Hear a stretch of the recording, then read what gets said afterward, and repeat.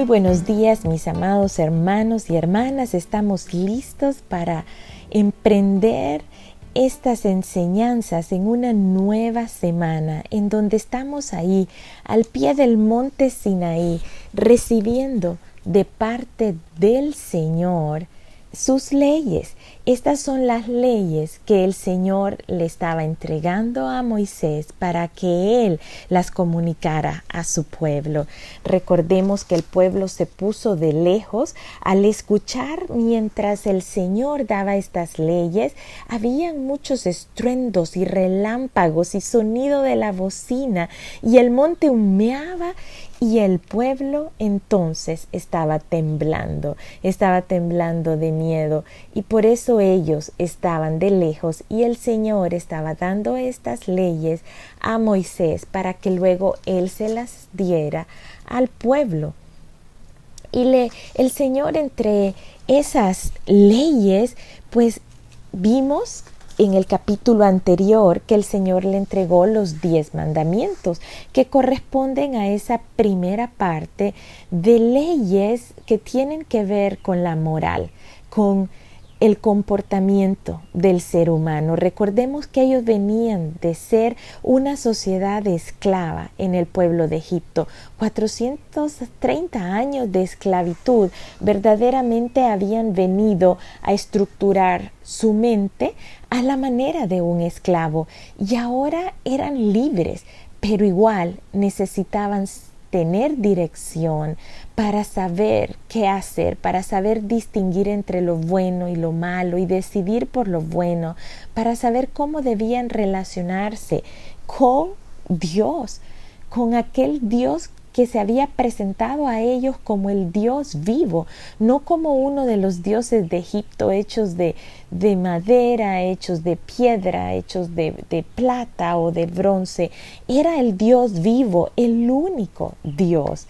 Y ellos tenían que aprender cómo debían regirse bajo las normas de esa santidad y de esa pureza de Dios, de esa justicia de Dios, ya que ellos no lo habían aprendido antes. Así que esta es la oportunidad. A través de estas leyes ellos podían compararse, eran como un espejo al que podían compararse y comprobar que había una distancia que los separaba de Dios, y por tanto ellos debían seguir estas leyes para que fuese formada la voluntad de Dios en sus vidas. Sin embargo, y como lo hemos de ver en los capítulos que siguen, esto fue imposible porque la naturaleza humana venía a contender contra esa santidad y contra esa justicia de Dios, y en sus propias fuerzas esto era imposible, y estando de lejos de Dios, peor, era imposible poder seguir en totalidad cada una de estas leyes. Por eso es que nosotros podemos reflexionar hoy en día en el inmenso valor que la gracia de Dios tiene, y la cual nos ha alcanzado, y por medio de la cual nosotros, por medio de la fe, podemos ser salvos. Jamás nuestras obras pudiesen habernos justificado, ni pudiesen habernos hechos salvos. Así que está aquí el Señor dando este conjunto coherente de normas. Ellos tienen miedo, así que están expectantes de qué es lo que el Señor está hablando a Moisés y qué es lo que Él va a entregar a ellos. Y el Señor está a punto de darles estatutos de acuerdo a lo que ellos debían regir su vida, es decir, un código civil. Vamos a ir viendo en los próximos capítulos cómo el Señor les entrega leyes sobre el altar, la adoración, leyes sobre los derechos humanos, sobre la conducta individual que ellos debían de tener, sobre las ordenanzas que ellos debían respetar y las promesas de Él. Básicamente el Señor les está haciendo saber que iban a ser una nación gobernada directamente por Dios. Dios representaría para ellos lo que nosotros conocemos como el poder ejecutivo, el poder legislativo y el poder judicial. Hoy en día muchas de estas leyes son la base para los sistemas legales de varios países y que rigen la convivencia social. Así que la palabra del Señor es un despliegue de sabiduría y no la podemos negar. Nadie puede negar la palabra de Dios. Así que en estos versículos del capítulo 21, el Señor está presentando varias regulaciones y comienza dando una regulación entre los siervos y los amos y nos dice que todo siervo hebreo 6 años va a servir, pero al 7º saldrá libre sin tener que hacer absolutamente nada. De balde, dice, es un regalo el poder salir libre. En estos tiempos el ser esclavo podía darse como consecuencia de un pago de una deuda, podía ser por una compra, podía darse, a lo largo de este caminar por el desierto, ellos se van a enfrentar a otros pueblos. Cuando lleguen a la tierra prometida, van a tener que despojar a muchos pueblos y ellos podrían tomar como parte del botín a personas, a esclavos. La Biblia habla de esclavitud, sin embargo, nunca promueve el Señor la esclavitud. La reconoce porque era una práctica establecida desde mucho tiempo atrás. Nosotros lo vimos con Abraham. Abraham había traído a una esclava egipcia y ahora ellos se habían convertido en esclavos. Así que era una tradición y era parte de su cultura. Sin embargo, la Biblia jamás nos promueve la esclavitud, sino más bien la igualdad entre cada persona. Nosotros somos todos iguales ante el Señor. Él nos ama y Él ha dado a su Hijo por la salvación de todos nosotros. Así que habla que este siervo podía salir libre. Sin embargo, si el amo ya tenía una sierva y esta había sido dada por mujer a este esclavo, si esto fue antes de que él entrara, a la salida de él se podía llevar a su mujer con él. Sin embargo, si él se casó con esta mujer siendo ella ya una esclava de él, entonces lo que sucedería era que él podía salir libre, pero la mujer y sus hijos pertenecerían al amo y saldría él solo. Había una excepción en la que este esclavo, él podía decidir, siendo libre, regresar al Señor por amor al Señor, al amo, es decir, por amor a su mujer y por amor a sus hijos, y no saldría entonces libre. En ese caso el amo lo llevaría ante los jueces y dice que le horadaría la oreja, eso es, que le haría un agujero en la oreja con lesna, con un punzón, y sería su siervo para siempre. Esta es una interesante relación que nosotros podemos hacer con Jesús. Jesús, por amor a nosotros, por amor a la llamada novia, pues la iglesia es su novia, es su prometida, por la cual Él regresará y tomará como esposa en las bodas del Cordero, nos dice su palabra. Él siendo libre, Él siendo Dios, Él vendría por nosotros y se haría esclavo al venir a ser esclavo de esta tierra por un momento, por un tiempo. Sin embargo, él jamás fue esclavo del pecado, porque nunca cometió pecado, pero sí vino a esta tierra de esclavitud, se mantuvo libre del pecado. Sin embargo, vino a sufrir con nosotros todo lo que este mundo venía a ofrecerle, ese desprecio, ese ser señalado sin ser culpable, ese ser acusado, el ser llevado a la cruz, el ser sacrificado en esa cruz. Y Filipenses 2, 5 al 9 nos dice: haya pues en vosotros este sentir que hubo también en Cristo Jesús, el cual, siendo en forma de Dios, no estimó el ser igual a Dios como cosa que aferrarse, sino que se despojó a sí mismo, tomando forma de siervo, hecho semejante a los hombres. Y estando en la condición de hombre, se humilló a sí mismo, haciéndose obediente hasta la muerte y muerte de cruz. Por lo cual Dios también le exaltó hasta lo sumo y le dio un nombre que es sobre todo nombre.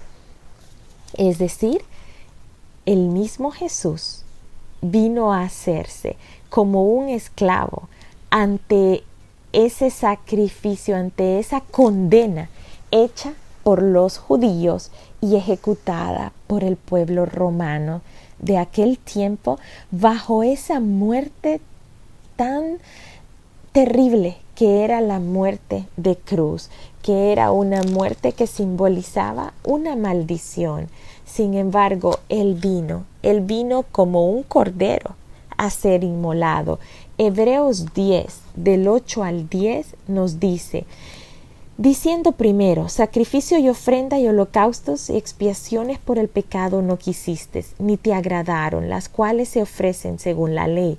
Y diciendo luego, he aquí que vengo, oh Dios, para hacer tu voluntad. Quítalo primero para establecer esto último. En esa voluntad somos santificados mediante la ofrenda del cuerpo de Jesucristo, hecha una vez para siempre. En Jesús no solo se horadó la oreja, no solo se hizo un agujero en su oreja, fue todo su cuerpo molido y herido, como una muestra que Él se entregaba por amor a su novia, por amor a nosotros, a su iglesia, a cada uno de los que hemos sido llamados a venir ante Él y derramar nuestra alma ante Él. Seguidamente vemos otras leyes, otras ordenanzas, en la cual dice que que si alguien, si ha tomado a una mujer y dice, si no agradare a su señor el haber tomado esta mujer y la tomó como sierva, pero no la tomó como esposa, se le permitirá que se rescate y no la podrá vender a pueblo extraño que la desechare. Esto es en el caso que se vendiera una hija por sierva. Los padres podían vender a sus hijos como siervos a otras personas, pero si esta otra persona no le agradare como esposa, pues la tendría como sierva sin poderla vender a un pueblo extraño. Pero si la hubiese desposado con su hijo, hará según la costumbre de las hijas, dice. Y si éste la tomare a otra mujer por esposa, no iba a venir a despreciar a esta primera, no iba a disminuir su alimento, ni su vestido, ni el deber conyugal. Seguiría teniendo responsabilidad sobre ella. Así que estas leyes fueron dadas. Es cierto, es extraño pensar, bueno, y entonces está aceptando que existan dos esposas. Como decimos con la esclavitud, el Señor no promueve la poligamia. Fue un tipo de permisión por lo que ya se estaba dando, como una voluntad permisiva. Sin embargo, el Señor fue estableciendo medidas para regular que no hubiesen tratos injustos o inhumanos de ninguna persona hacia otra. Y dice también, luego da una serie de leyes que tienen que ver con herir o con ocasionar daños a otras personas y cuáles iban a ser estas consecuencias. Por ejemplo, dice que si alguien hiere a alguno y éste muere, entonces el que lo hiere va a morir. Si alguien hiere a la otra persona sin desearlo, como un accidente, entonces le dice, será enviado a un lugar en donde va a venir a ser refugiado el que cometió este agravio. En Israel, el Señor había establecido, ya después vamos a ver, ciudades de refugio, a donde estas personas que por accidente cometiesen algún agravio o hirieran a otra persona, iban a venir a ser resguardadas. Entre otras normas, aquí se nos está diciendo que el que hiriere a su padre o a su madre morirá. El que maldijere a su padre y a su madre morirá.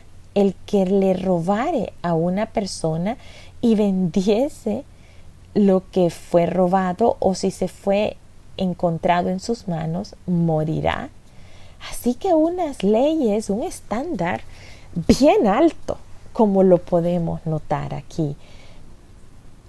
Dice que si se hiere a una persona con piedra o puño y ésta no muriere, pero quedara herida, que tuviera que usar una muleta o un báculo, entonces el que lo hirió tendría que pagar cierto tipo de indemnización por eso y hasta que lo curaran. Y así nos va dando una serie de normas. Nos dice que si se riñere o se hiriere a una mujer embarazada y ésta abortare, pero no hubiese muerte de la mujer, entonces el que ocasionara este daño debía ser penado conforme a lo que se le impusiesen los jueces y lo que el marido de la mujer propondría. Así que si no hubiese muerte, dice, paga. Si hubiese muerte, en cambio, entonces iba a pagar vida por vida, ojo por ojo, diente por diente, mano por mano, pie por pie, quemadura por quemadura, herida por herida, golpe por golpe. Esto, pues nosotros podemos verlo en el mundo actual, se conoce como la ley de Talión.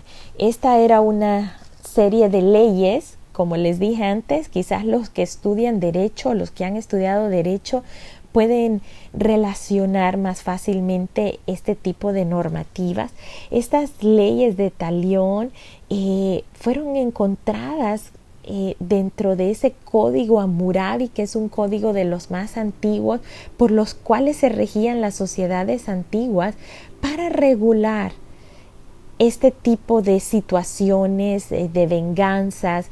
La Biblia, pues aquí nos está dando un ejemplo de esto, ¿verdad? En que se reconocía este tipo de leyes para regular esas relaciones entre las personas y que las personas se pudiesen mantener respetándose unos a otros, sabiendo que los agravios y que el venir a injuriar a otras personas iba a corresponder a una ley de reciprocidad, la cual vendría a establecer una pena idéntica al crimen cometido. Esto haría y prevendría a las personas de querer hacer un mal a las demás personas. Sin embargo, nosotros vemos cuando el Señor Jesucristo en el Sermón del Monte está denotando un nuevo código de vida, un código de vida para el reino de Dios, el cual Él está trayendo, el cual se está acercando, como lo decía Juan el Bautista, el reino de los cielos se ha acercado, arrepentíos. El mismo Señor Jesús es una de sus primeras prédicas, el reino de los cielos se ha acercado, arrepentíos. Aquí en Mateo 5, el Señor está dando una serie de códigos, es una ley para este nuevo reino que está siendo presentado por medio de Él. Y nosotros vemos en el libro de Mateo 5 del 38 al 48, que nos viene a hablar sobre precisamente esto que estamos estudiando el día de hoy en el Éxodo. Nos dice: oísteis que fue dicho, Mateo 5:21, a los antiguos: no matarás, y cualquiera que matare será culpable de juicio. Pero yo os digo, cualquiera que se enoje contra su hermano será culpable de juicio, y cualquiera que diga necio a su hermano será culpable del concilio, y cualquiera que le diga fatuo quedará expuesto al infierno del fuego. Así que el estándar de Jesús es un estándar bastante alto, pero nos está diciendo: no matarás, no matarás. Y cualquiera que se enoje, con solo enojarse, dice, será culpable, será culpable. Luego, Mateo 5:38, pongamos atención a esto, lo que nos dice: oísteis que fue dicho, ojo por ojo, diente por diente, pero yo os digo, no resistáis al que es malo, antes al cualquiera que te hiera en la mejilla derecha, vuélvele también la otra, y al que quiera ponerte a pleito y quitarte la túnica, déjale también la capa, y a cualquiera que te obligue a llevar carga por una milla, ve con él 2. Y al que te pida, dale, y al que quiera tomar de ti prestado, no se lo rehuses. Oísteis que fue dicho: amarás a tu prójimo y aborrecerás a tu enemigo.